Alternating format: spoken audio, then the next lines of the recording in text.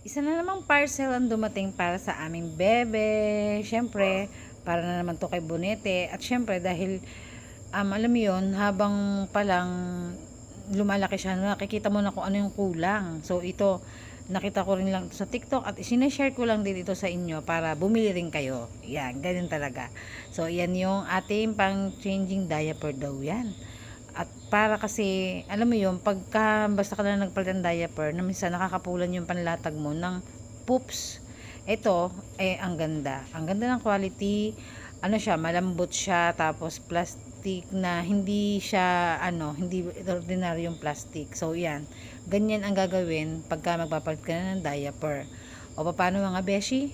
Akin na munang papalitan ng diaper ang batang ari at talaga naman nagliligalig na ng husto ay sabili na kayo din mga beshi ha para sa may mga baby. Bye bye.